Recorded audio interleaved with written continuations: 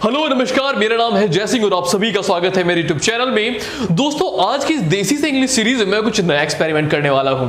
आज इस वीडियो में हम लोग दो सहेलियों की बातों के माध्यम से जानेंगे how to strike a conversation, यानी कि इंग्लिश में बातचीत कैसे की जाती है लेकिन अपने देसी स्वैग में। ओके, तो इस वीडियो को एंड तक देखना ना भूलें क्योंकि इस वीडियो में आपको नॉलेज और एंटरटेनमेंट दोनों भरपूर मात्रा में मिलने वाले हैं।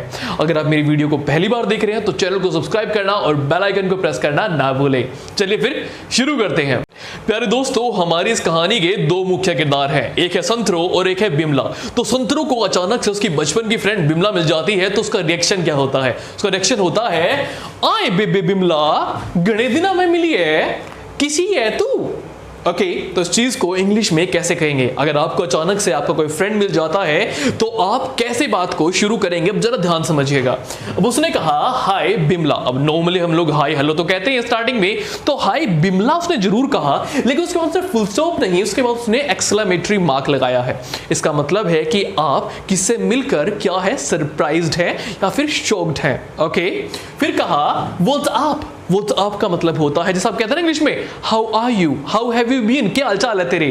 तो आप लोग इंग्लिश में व्हाट्स अप भी कह सकते हैं, हे व्हाट्स अप, क्या हालचाल है। ओके, उसके बाद उसने क्या कहा? उसने कहा कि घणे दिना में मिली है। तो इंग्लिश में क्या कहेंगे? इंग्लिश में कहेंगे I haven't seen you for ages.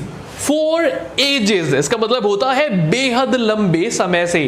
For ages की जगह आप फॉर अ लॉन्ग टाइम का भी यूज कर सकते हैं। फॉर एजेस यानी कि बेहद लंबे समय से। एज वर्ड का मतलब ही क्या होता है? उम्र, यानी कि समय। आगे बात समझ में? तो भाई साहब, बिमला का रिप्लाई क्या आता है? बिमला का रिप्लाई आता है, ए संतरो तुए बेबे मेरे तो कति जी में जी सा आ गया तेरे देख के, आजा चाय पी के जाइए।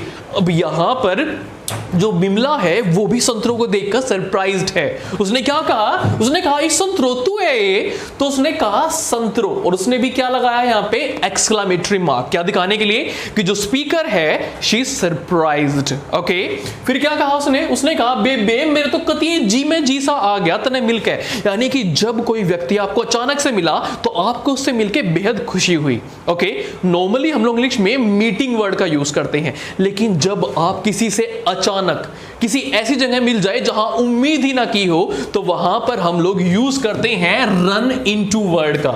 ठीक है, रन इनटू जो फ्रेज है इसका मतलब होता है किसी से अचानक मुलाकात हो जाना। लेकिन मैंने यहां पर एक वर्ड और यूज किया है, फैंसी। दोस्तों, फैंसी का मतलब होता है कि आपको उस चीज में आनंद मिल रहा है, खुशी मिली है। तो जैसा कि बिमला ने कहा आए बेबे तने मिलकर मेरे तो कभी जी में जी सा आ गया, तो आपने इंग्लिश में कहा इट्स फैंसी मीटिंग यू। आप इंग्लिश में कहते हैं ना fancy running into you, what a coincidence यार।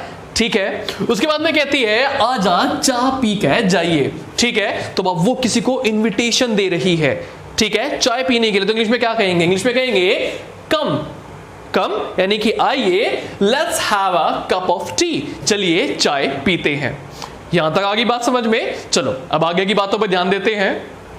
अब औरतों की अगर बात करें तो दोस्तों, कुछ औरतें ऐसी होती हैं कि दिन में चाहे 10 बार भी चाय पूछोगे ना वो मना नहीं करेगी। क्यों? क्योंकि उनको बातों का स्वाद चाहिए होता है। अब यहां पर आपकी बिमला ने संतरो से अगर चाय पीने के लिए पूछा और वो मना कर दे, अरे मतलब ही नहीं बनता। तो संतरो कहते हैं हाँ और इतने दिनों में मिली है, गणिये बात करनी है तेरे तो हाँ होर, यानी कि उसने चाय पीने के लिए क्या कह दिया?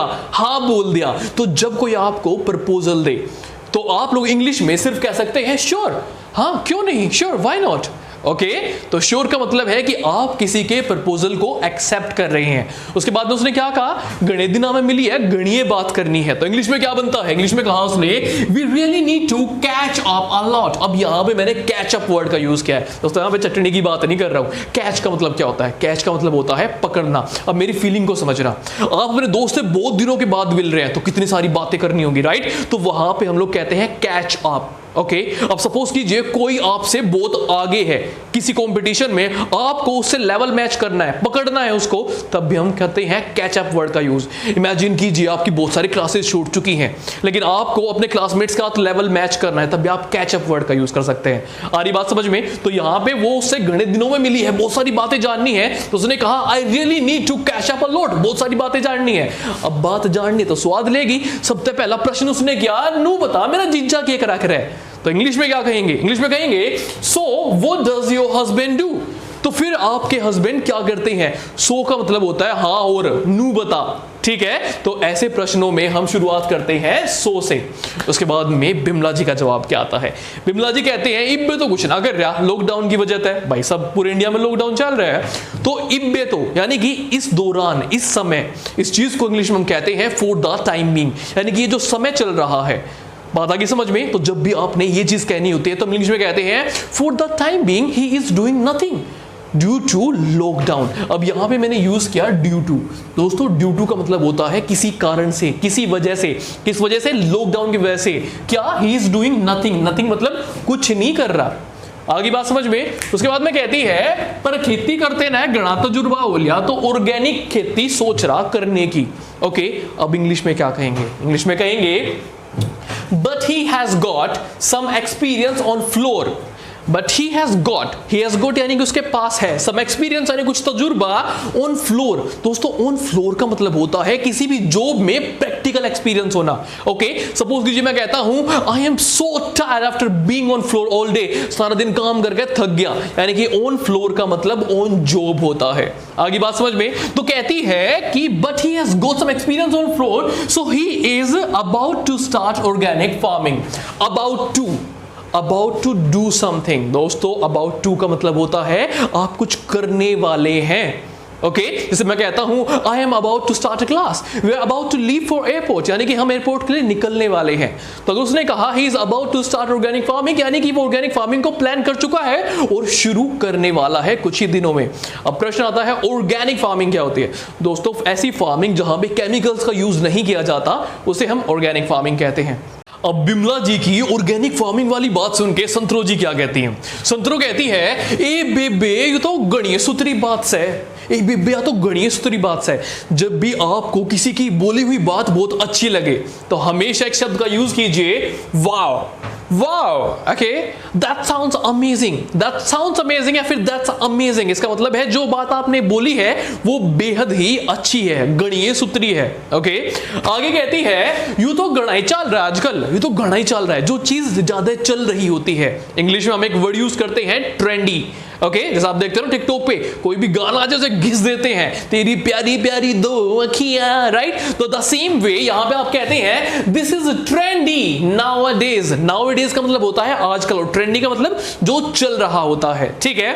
आगे कहती है और घिसा पिटा भी कोई ना, कोई चीज घिसी पिटी क्या होती है पता है ना? इंग्लिश में क्या कहेंगे? इंग्लिश में कहेंगे and different from the run of the mill. The run of the mill का मतलब होता है, मिल क्या होती है? जहां पे चीजें घिसी जाती है, राइट? तो the run of the mill का मतलब है कोई भी घिसी पिटी बात।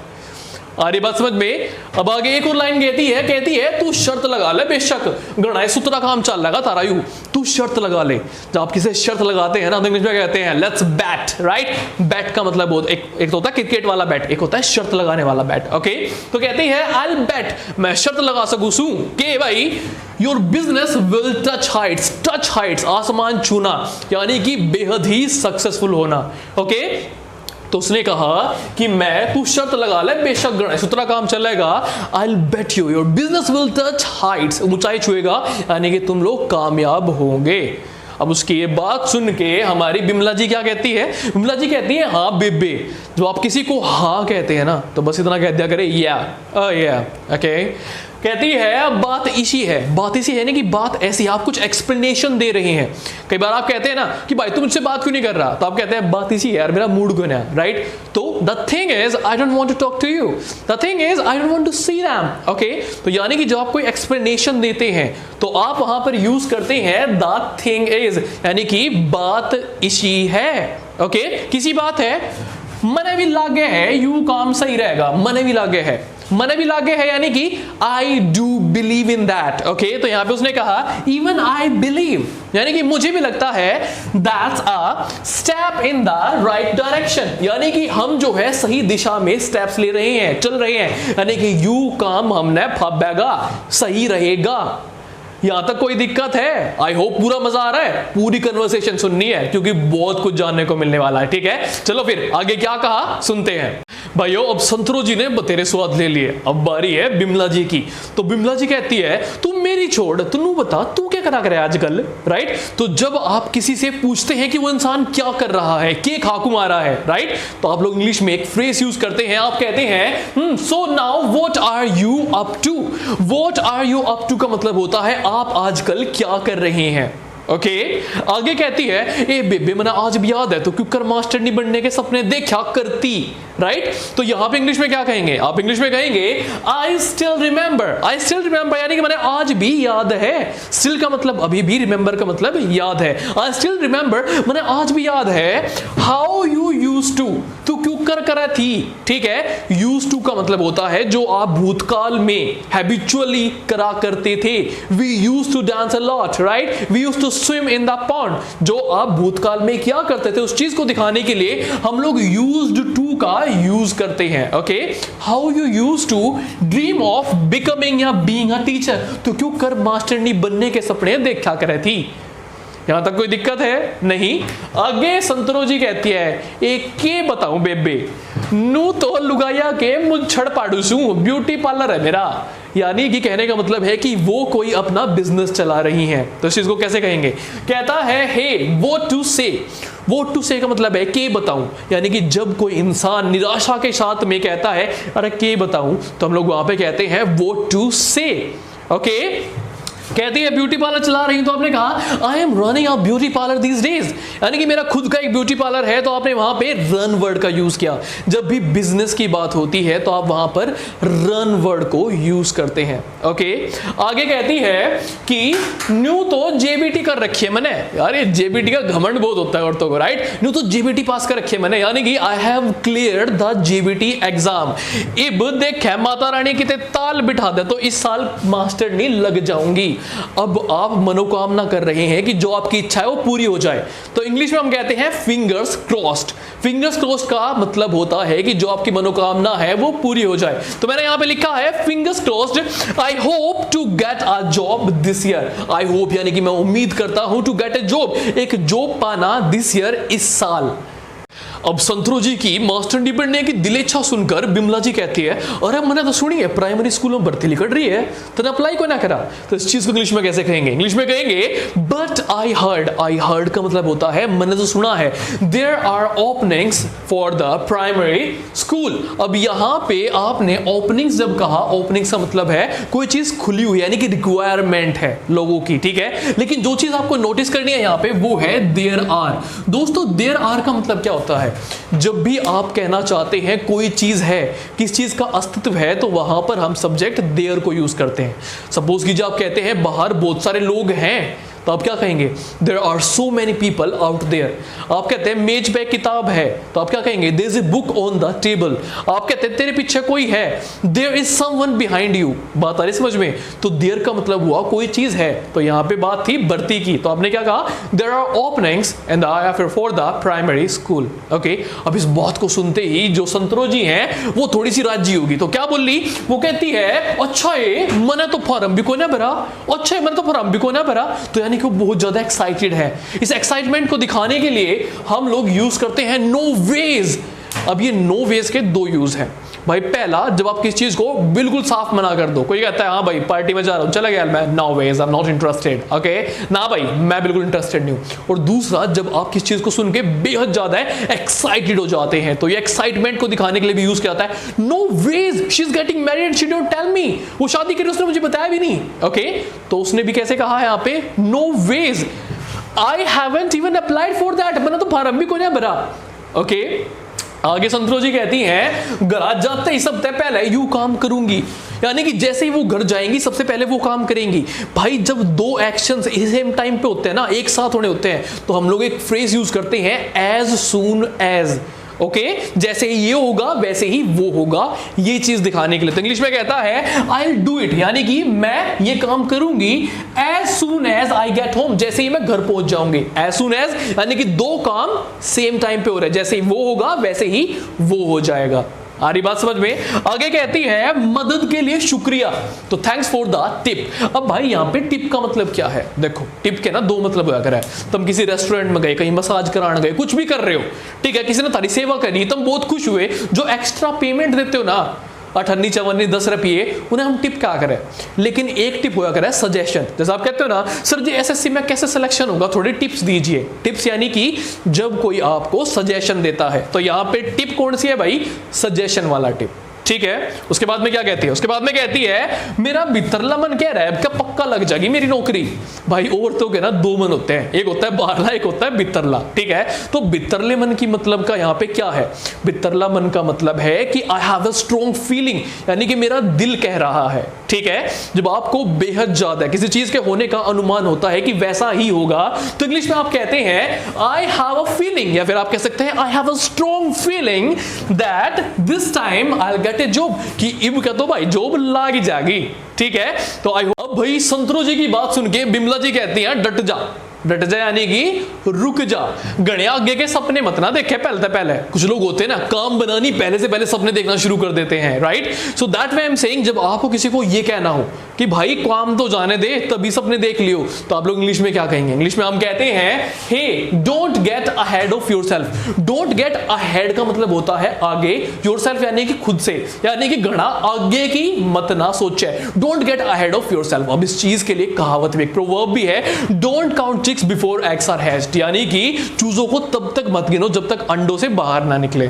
आगे बात समझ में? तो इस बात की प्रतिक्रिया में आपकी संतरोजी क्या कहती है? संतरोजी कहते हैं ना ना ऐसी बात को ना, मैं तो बस उत्साहित हो गई थी, उत्साहित होना, ठीक है। अब क्या कहेंगे? कहती है hey it's not like that, it's not like that, यानी कि इसी बात को ना I am really pumped. Pump जब करते हो कोई चीज फूल जाती है, जब कोई इंसान उत्साह से फूल जाता है तब भी हम पंप वर्ड को यूज करते हैं। आई एम रियली पम्प्ड यानी कि बेहद ज्यादा उत्साहित हूं। अब थोड़ी सी ना एम्बेरस हो गया संतरो जी, तो अब से टॉपिक चेंज करना है। तो टॉपिक चेंज करने का तरीका है, लुगाइया ने सबसे ज्यादा पसंद होती है तारीफ, तो अब भाई संतरो ने वही काम कर दिया। कहते हैं ए बेबे चुन्नी तो बहुत सोहनी लग रही तेरी, मन दिख रहा है तो घड़ा खर्चा करते दिख कहलाते पे। तो इस चीज को इंग्लिश में क्या कहेंगे? कहती है by the way. Bye the वे कहां यूज करते हैं? जब भी हमें अपनी बात का टॉपिक चेंज करना होता है। बाय द वे बहरहाल, ठीक है। By the way your drape is very beautiful. Drape का मतलब होता है ओढ़नी, ओढ़नी, चुन्नी, ठीक है। Your drape is very beautiful, I see मैंने दिख रहा है। You splurge much on clothes, ठीक है। स्प्लर्ज SPLURGE, इसका मतलब होता है बहुत ज्यादा पैसे उड़ाना, ठीक है। आगे कहती है अब औरतों की ना एक आदत बड़ी खराब होती है, जब कोई चीज पसंद आ जाए ना ये जरूर कहेंगे ए बेबे मेरे नाम का भी कती ईसा एक सूट ले दिए, राइट। तो संतरो जी ने भी कह दिया, कहती है ईसा तो एक मन भी चाह था, ठीक है, मैं तेरे ऊपर भरोसा कर रही हूं, अगली बार मेरे नाम का भी एक ले दिए। तो इस चीज को इंग्लिश में क्या कहेंगे? इंग्लिश में कहेंगे आई विश। आई विश का मतलब होता है काश। आई हैड वन, मेरे पास भी एक ऐसा ही होता। I wish I had one, काश मेरे पास भी एक ऐसा ही होता। I am banking on you to get me one. I am banking on you. Bank का मतलब क्या होता है? बैंक का मतलब जहां पैसे जमा कराते हैं, वहां पैसे क्यों जमा कराते हो? थारे सुसरे लाग गए वे ना, उन पर भरोसा करते हो। तो बैंक का मतलब भरोसा करना, ट्रस्ट करना भी होता है। तो आई एम बैंकिंग ऑन यू यानी कि मैं तेरा भरोसा कर देगी, तू मेरे नाम का एक ऐसा ही ला देगी। यहां तक बात समझ में आ रही है? अब भाई लुगाई इश्यू आ करे माड़ी सी तारीफ कर दो गैल राज्य हो जाए, ठीक है। तो अब भाई संतरो ने इतनी तारीफ कर दी तो बिमला क्या कहेगी? बिमला कहेगी थैंक्स फॉर द कॉम्प्लीमेंट। इसका मतलब होता है कि जब कोई व्यक्ति आपकी तारीफ करे तो आपको कहना होता है तारीफ करने के लिए शुक्रिया, थैंक्स फॉर द कॉम्प्लीमेंट, ठीक है। अब आगे कहती है विच रिमाइंड्स मी। रिमाइंड का मतलब होता है याद आना। इसका मतलब है यार इस बात तक तो मैंने एक बात याद आई, ठीक है। जब आप कहते हैं ना यार मैंने एक बात याद आई, तो आप कहते हैं which reminds me that I have one already. अरे मेरे पास तो एक और है। You can try it on. You can try it on, try it. आप लोग शोरूम में कपड़े देखने जाते हो तो क्या करते हो? ट्राई करके देखते हो ना। तो ट्राई करने का मतलब होता है किसी भी कपड़े को, जूते को, कोई भी चीज है आपकी, उसे पहन कर देखना, ठीक है। ट्राई का मतलब एक और होता है, सपोज कीजिए मैंने कोई नई गाड़ी ली है, मैं कहता हूं चला के देखा है, ट्राई इट ऑन, ठीक है। तो ट्राई इट ऑन यानी कि पहन के देख ले, ठीक है। तो अब संतरो जी क्या कहते हैं? संतरो कहती है अरे ना ना अगली बार देखेंगे। तो इसका मतलब better next time. Better next time, ना ना अगली बार देखेंगे। आई गोटा गो। आई गोटा गो का मतलब होता है यार मैंने जाना पड़ेगा। आई एम गेटिंग लेट, मैंने वार हो रही है घड़ी। आई एम गेटिंग लेट, मैंने वार हो रही है गणी, I am so happy I ran into you. Ran into का मतलब तो बता दिया ना, मैंने गणी खुशी हो रही है कि आज मैं तेरे तय मिली। ठीक है, तो अब बिमला जी कहती है मी टू। मी टू का मतलब होता है मने भी, और मी नाइदर का मतलब होता है मने भी कोई ना। ठीक है, तो मी टू यानी कि मने भी घनी खुशी हो रही है कि तू मेरे ते मिली आज। Let's make sure we get together more often. Let's make sure, make sure का मतलब होता है एक वादा करना, आश्वासन देना कि हाँ ऐसा करेंगे। क्या करेंगे? Get together. गेट टुगेदर का मतलब होता है एक साथ मिलना, एक जगह इकट्ठा होना। मोर ऑफन यानी कि और ज्यादा। ठीक है, तो भाई साहब बिमला जी कह रही हैं चल एक वादा करते हैं कि अक्सर मिलते रहा करेंगे। ओके, फिर क्या है? एंड या do let me know. Do let me know यानी कि मुझे बताना मत भूलना, मुझे बता देना अबाउट योर रिजल्ट, कि तेरा रिजल्ट क्या रहा। अब ये तो जानना पड़ेगा भाई साहब, राइट। तो अब यहां पे संतरों जी कहते हैं या श्योर। श्योर का मतलब बताया ना, हाँ हाँ बिल्कुल, क्यों नहीं। बाय फॉर नाउ, अभी के लिए अलविदा। चलूं बेबे, विल मीट सून, तावड़ी मिलेंगे। टेक केयर, ध्यान रखिए अपना। आई होप आपको यहां तक मजा आया होगा। ठीक है, तो दोस्तों यहां पे खत्म होती है संतरों और बिमला की बात। तो ये सिर्फ एक एग्जांपल था आपको बताने का कि जब आप अपने किसी मित्र से मिलते हैं या किसी व्यक्ति से मिलते हैं तो how to strike a conversation, यानी कि बात कैसे शुरू करते हैं। ओके, आई होप आपको ये मेरा एक्सपेरिमेंट पसंद आया होगा। अगर आपको ये वीडियो अच्छी लगती है तो लाइक करना और कमेंट बॉक्स में बताना ना भूले। राम राम, धन्यवाद।